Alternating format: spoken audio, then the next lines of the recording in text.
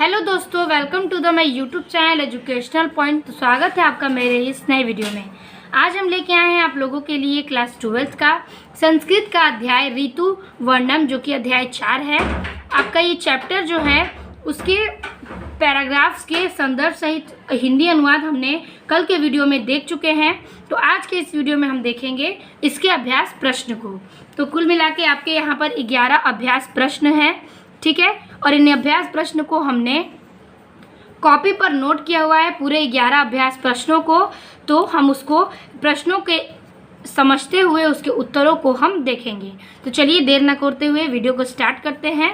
पहला प्रश्न कह रहा है कि वर्षतो गगनम कीदृश भवति, यानी कि प्रश्न कह रहा है कि वर्षा ऋतु में आकाश कैसा होता है। चलिए कॉपी में देखते हैं इसका आंसर क्या होगा। तो इस प्रकार से अध्याय 4 ऋतु वर्णन संस्कृत दिग्दर्शिका का अभ्यास प्रश्न है, जिसका पहला प्रश्न है कि वर्षा ऋतौ, ठीक है, गगनम कीदृश्यम भवति। कहने का अर्थ है कि वर्षा ऋतु में गगनम मतलब आकाश, कीदृश्य मतलब कैसा, भवति मतलब होता है, यानी कि वर्षा ऋतु में आकाश कैसा होता है। उत्तर लिखेंगे कि वर्षति गगनम मेघ आच्छन्न भवति यतः जलम वर्षति। कह रहा है कि वर्षा ऋतु में आकाश मेघों से ढका हुआ होता है, इसलिए वह कभी कभी क्या होता है कि अंधकारमय और गर्जने से युक्त होता है, यानी कि वर्षा ऋतु से मेघों से ढका हुआ होता है। ऋतु आकाश में कैसा होता है, तो वर्षा ऋतु में आकाश मेघों से ढका हुआ होता है, यानी कि जल से भी ढका हुआ होता है। ये पहले का उत्तर है। दूसरा प्रश्न कह रहा है वर्षतो निद्राम विहाय के नदती, ठीक है, नदंती। कहने का तात्पर्य है कि वर्षा ऋतु में नींद छोड़कर कौन गरजते हैं। नदती मतलब गरजते हैं। वर्षा ऋतु में नींद छोड़कर कौन गरजते हैं, तो लिखेंगे वर्षति निद्रा विहाय मंडुकाह नदंती, यानी कि वर्षा ऋतु में नींद छोड़कर मेघ गरजते हैं, ठीक है, मेघ यानी कि बादल गरजते हैं।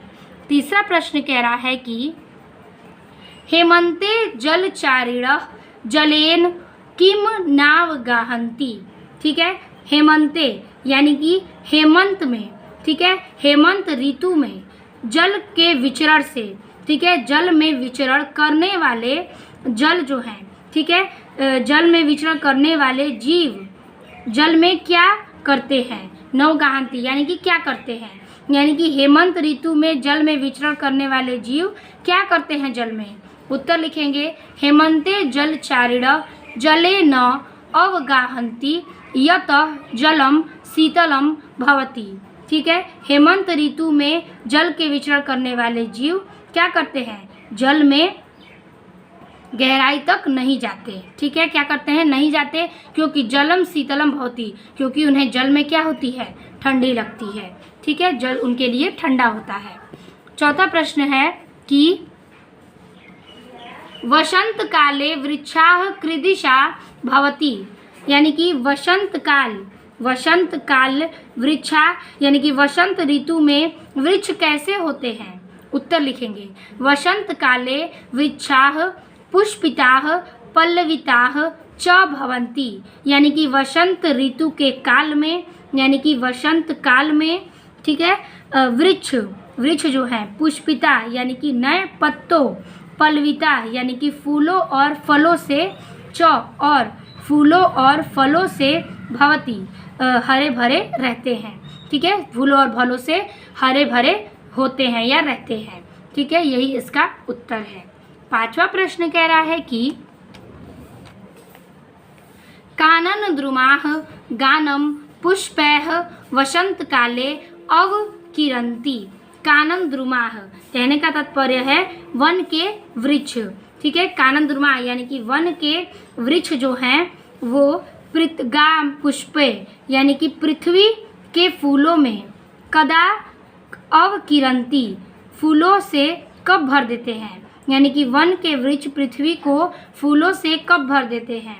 उत्तर लिखेंगे कानन द्रुमाः गाम पुष्पैः वसंत काले अवकिरंती, यानी कि वन के वृक्ष वसंत ऋतु में पृथ्वी को फूलों से भर देते हैं। किसको भर देते हैं?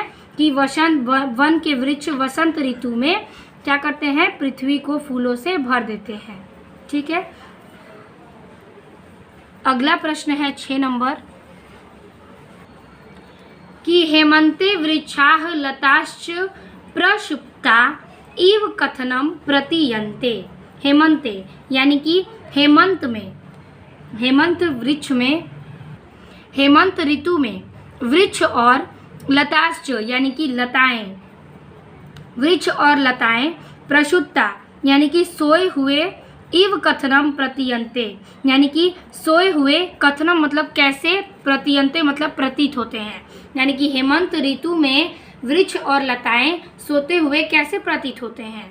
उत्तर लिखेंगे हेमंते वृक्षाः लताश्च प्रसुप्ता इव प्रतीयन्ते यत् तेषां पत्राणि शुष्काणि भवति पुष्पाणि च न दृश्यन्ते।